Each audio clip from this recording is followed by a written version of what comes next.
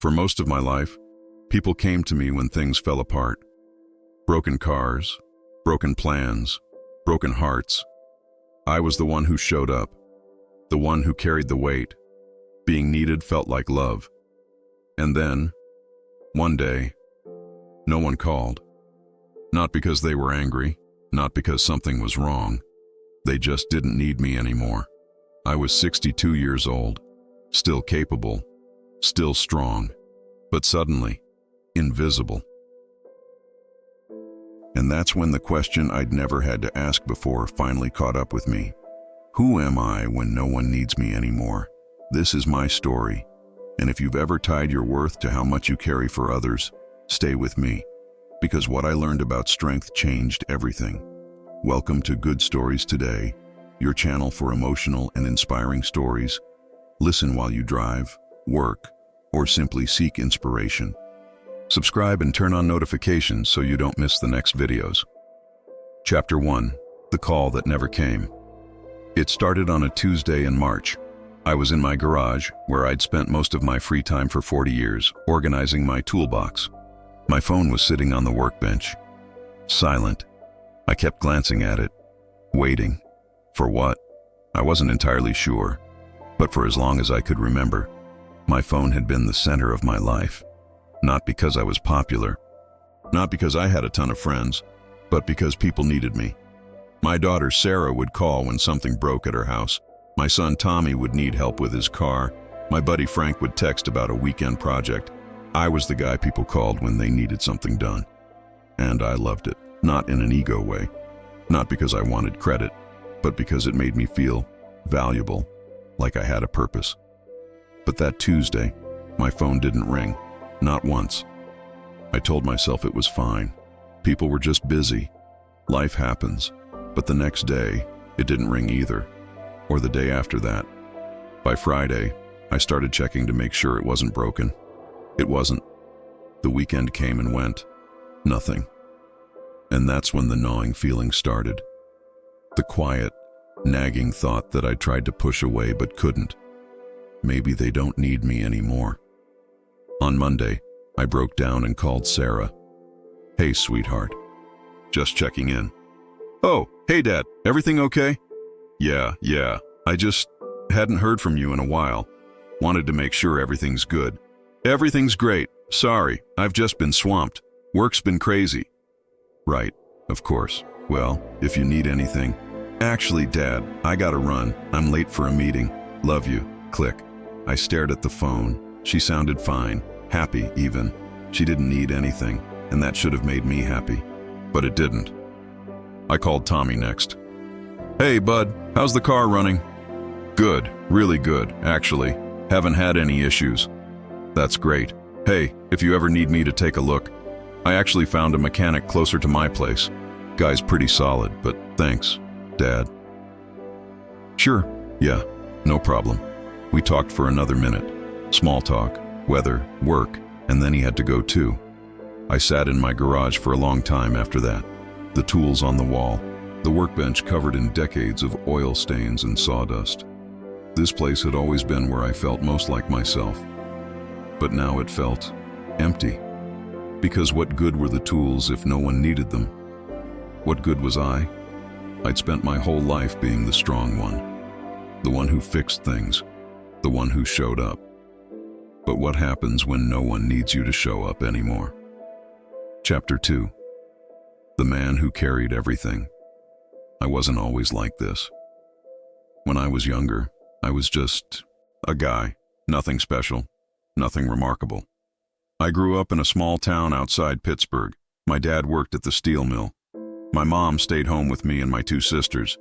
We didn't have much, but we had enough. My dad was a quiet man, didn't say much, but he worked hard, came home tired every night, and he expected me to do the same. "A man takes care of his family," he'd say. "That's all there is to it." And I believed him. When I was 16, my dad got hurt at the mill. Herniated disc. Couldn't work for 6 months, so I got a job, bagging groceries, then stocking shelves, then working nights at the loading dock. I didn't complain. I just did it, because that's what men did. We carried the weight. When I was 22, I met Linda at a friend's barbecue. She was beautiful, smart, had this laugh that made you feel like everything was going to be okay. We got married a year later, and I made her a promise. I'll take care of you, no matter what. And I did. When Sarah was born, I worked double shifts so Linda could stay home with her.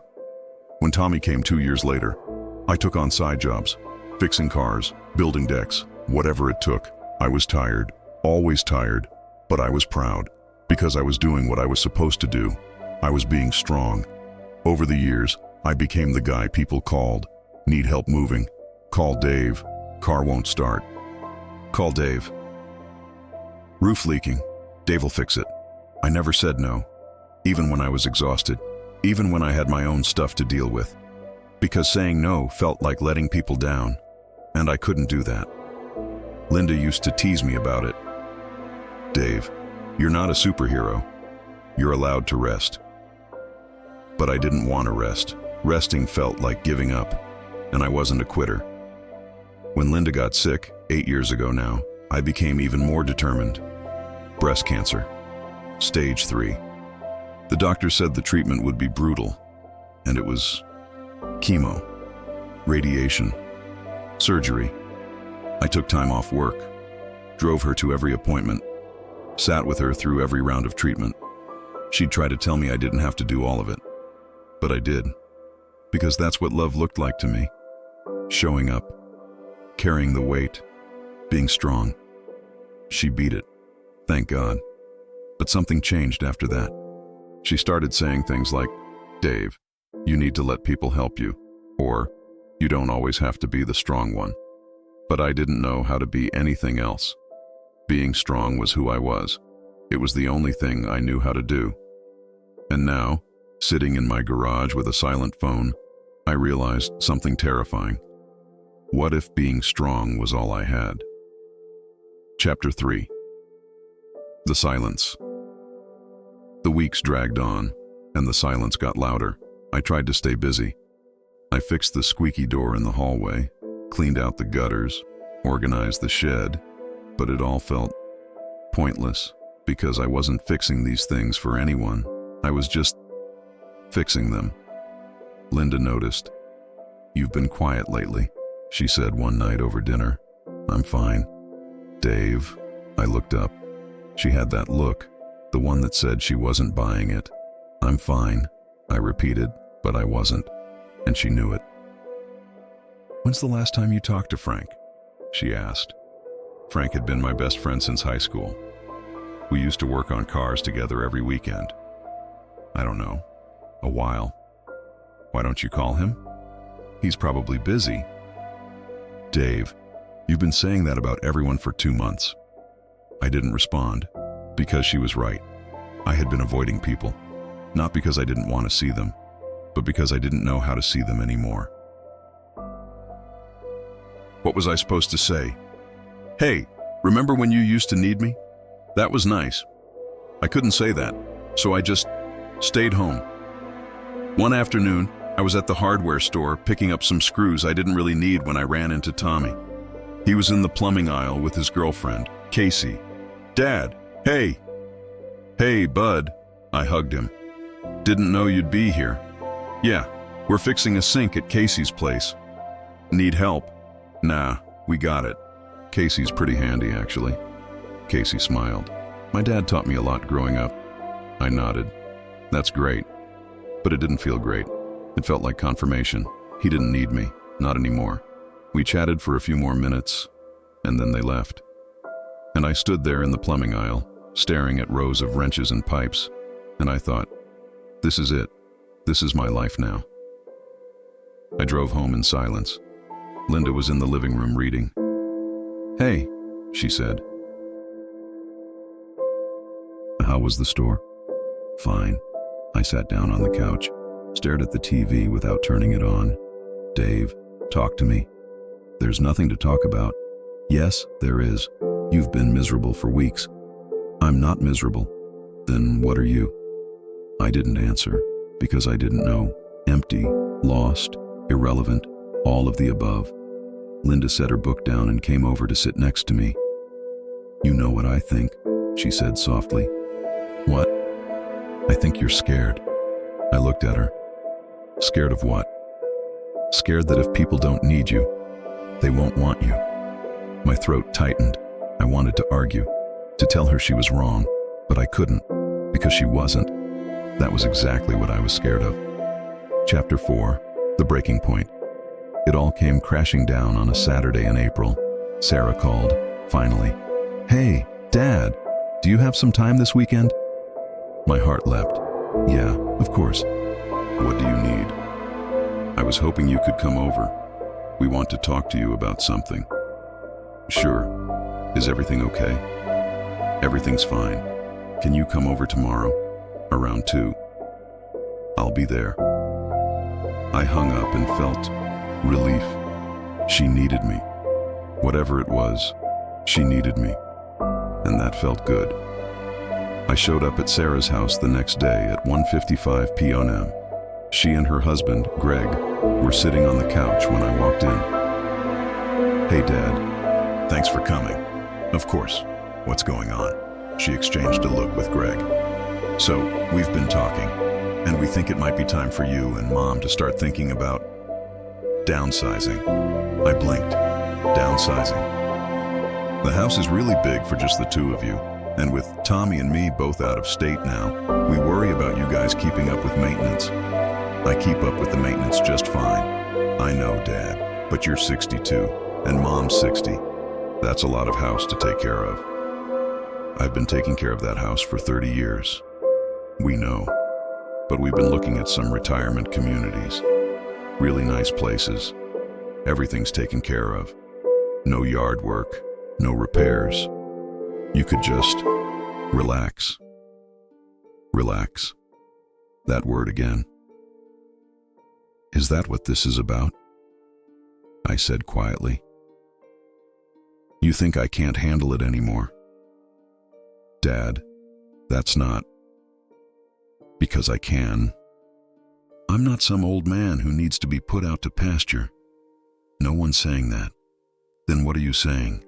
Sarah sighed. "Dad, we're just trying to help." "I don't need help. That's the problem, Dad. You never do." I stared at her. "What's that supposed to mean?" "It means..." She paused, looked at Greg, then back at me. "It means you've spent your whole life being the guy everyone leans on, and now we're trying to give you a break." "But you won't let us." "I don't need a break." "Yes, you do." "No, I don't." My voice was louder than I meant it to be. Sarah looked hurt. Greg looked uncomfortable, and I felt like the walls were closing in.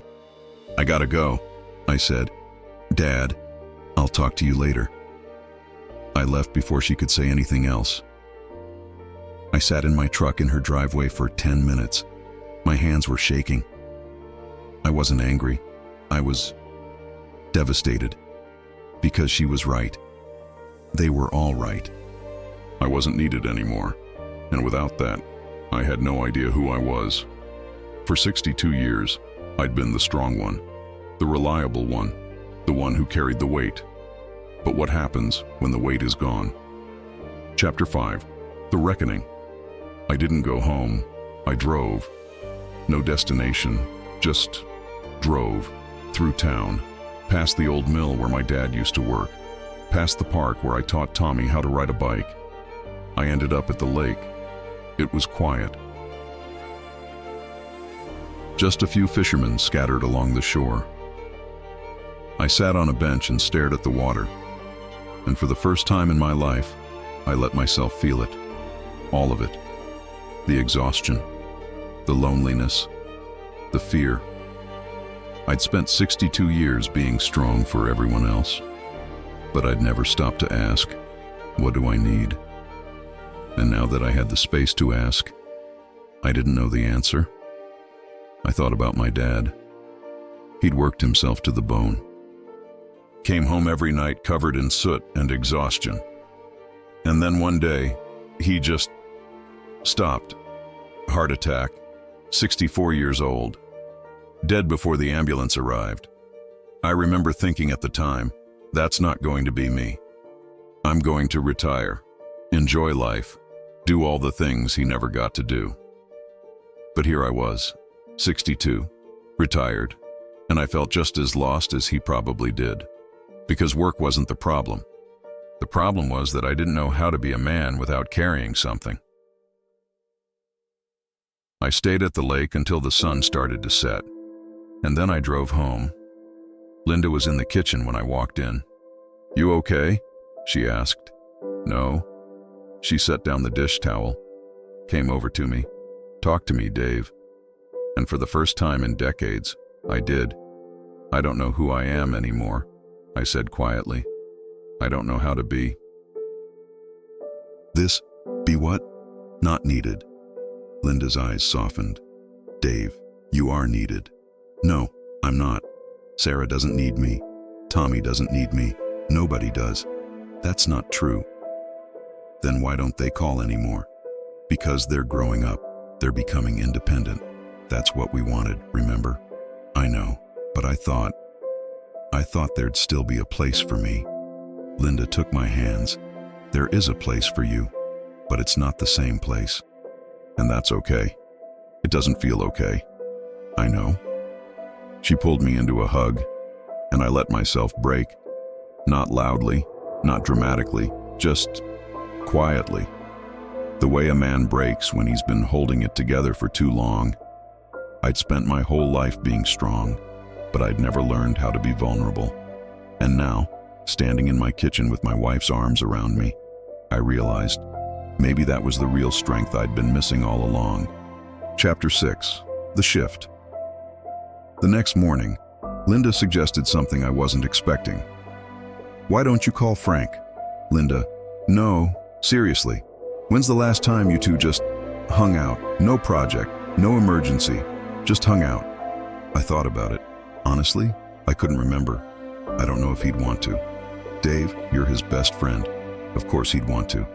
I wasn't sure, but I called him anyway. "Dave, hey man, long time." "Yeah, sorry about that." "Don't be. Life gets busy. What's up?" "I was wondering if you wanted to grab a beer sometime. No agenda. Just a beer." There was a pause. Then Frank laughed. "Took you long enough." "What?" "I've been waiting for you to call, man. I didn't want to bug you. Figured you were busy with retirement stuff. You thought I was too busy." "Yeah, you're always busy." "Huh, maybe I'd been wrong about more than I thought." We met at O'Malley's that Friday, same bar we'd been going to for 30 years. Frank was already there when I walked in, sitting at our usual booth. "There he is," he said, standing to shake my hand. We ordered beers, talked about nothing for a while, the Steelers, the weather, Frank's grandkids, and then he said, "So, how's retirement treating you?" I could have lied, could have said it was great, but I didn't. "Honestly, it's been rough. Yeah. I don't know what to do with myself." Frank nodded. I felt the same way when I retired. Thought I'd go crazy. "How'd you get through it?" "I stopped trying to be useful all the time." I frowned. "What do you mean?" I spent my whole life thinking my value came from what I could do for people. Fix their cars, help them move, solve their problems. And when I couldn't do that anymore, I felt worthless. That's exactly how I feel. But here's the thing, Dave. You're not worthless. You just have to figure out what you're worth outside of being useful. I sat with that for a moment. How do you do that? You start doing things for yourself. Not because someone needs you to, but because you want to. Like what? Frank shrugged. I started woodworking. Just for fun. No one asked me to. I just wanted to. And that helped. Yeah. Because I realized I could still create, still build, still matter, just in a different way. I took a sip of my beer. I don't know if I know how to do that. You'll figure it out, Frank said. But you gotta stop waiting for permission, man. Stop waiting for someone to need you. Just start. Maybe Frank was right. Maybe I didn't need permission.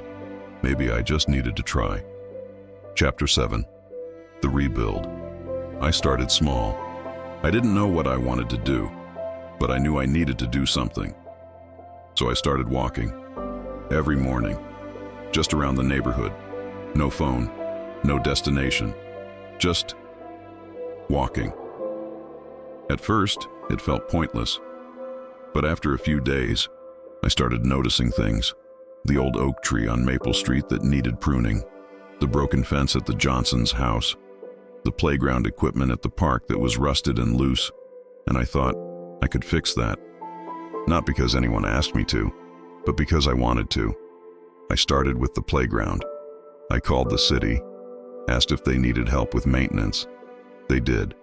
So every Tuesday and Thursday, I'd go down to the park with my tools and fix whatever needed fixing. Tightened bolts, sanded down splinters, repainted benches.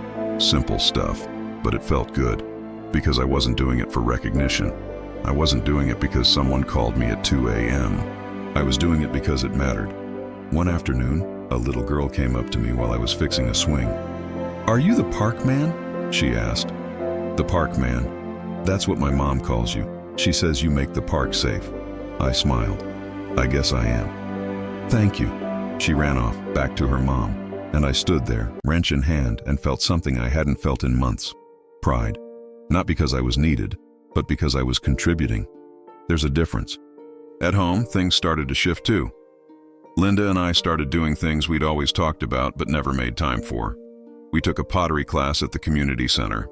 We went hiking on the weekends. We had dinner with friends, not because we had to, but because we wanted to.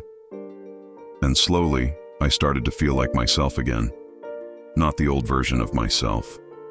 A new version. One who didn't have to carry everything to matter. One who could just be. I called Sarah. "Hey, sweetheart." "Dad, hi." She sounded cautious. I wanted to apologize for how I reacted. "You don't have to." "Yes, I do. You were trying to help, and I made it about me." "Dad, I get it. I really do. I know you were just worried about me. And you were right. I was struggling." "Are you okay now?" "I'm getting there." We talked for a while. Really talked. And at the end, she said, "I'm proud of you, Dad." "For what?" "For being honest. That's not easy." It wasn't, but it was worth it. I'd spent my whole life being strong for everyone else, but maybe the real strength was learning to be honest about when I wasn't okay. Chapter 8. The Truth. One night, about 6 months after that conversation with Sarah, Linda and I were sitting on the porch. The sun was setting. The air was cool. "You seem different," she said. "Different how?" "Lighter," I smiled. "I feel lighter." "What changed?" I thought about it. "I think I finally stopped trying to prove something." "Prove what?" "That I mattered. That I was worth something. I spent my whole life thinking I had to earn my place, earn people's love, earn my own value. And now I know I don't have to earn it. I just have to live it." Linda reached over and took my hand.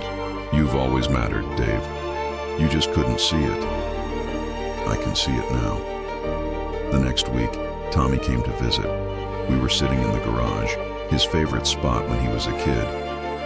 "Dad, can I ask you something?" "Of course.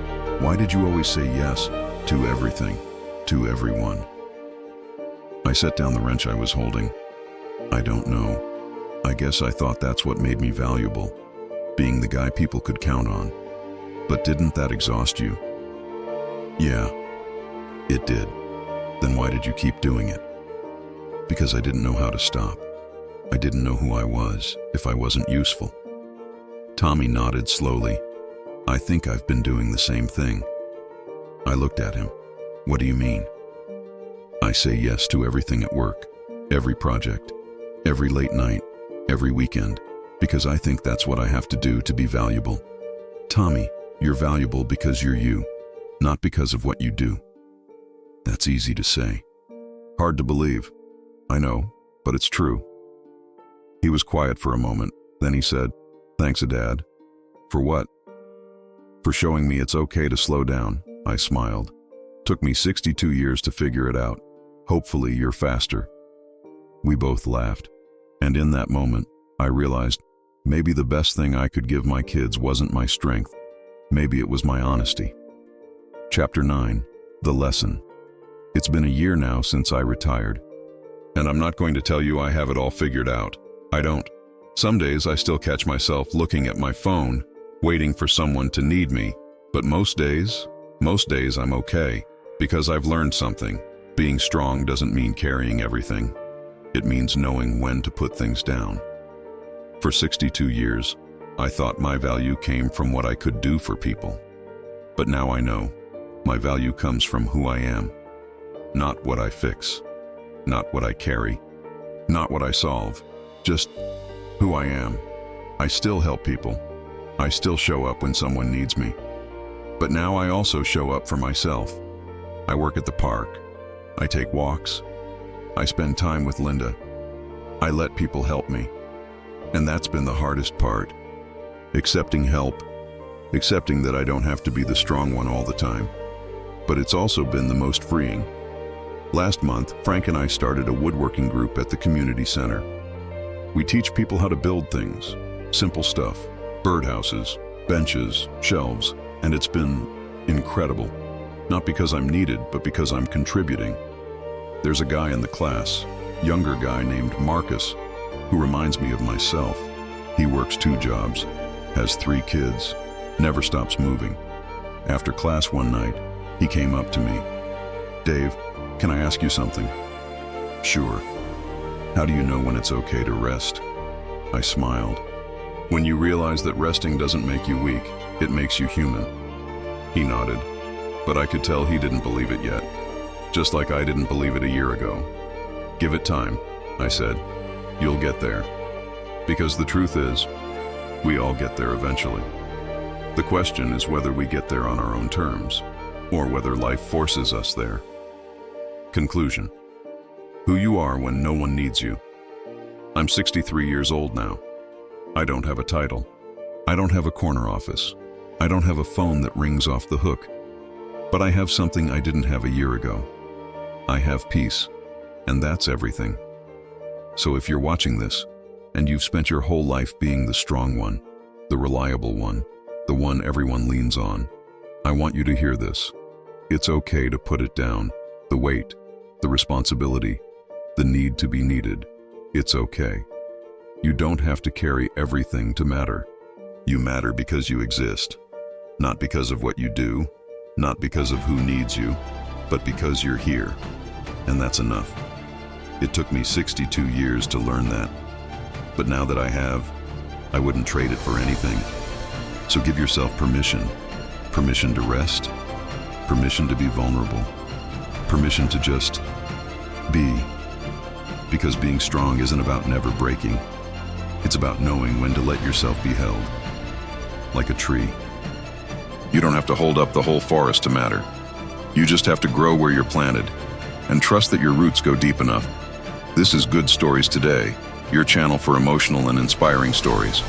If this story resonated with you, I'd love for you to subscribe. I share stories like this every week. Real, honest, human stories about people trying to figure it out, just like you and me.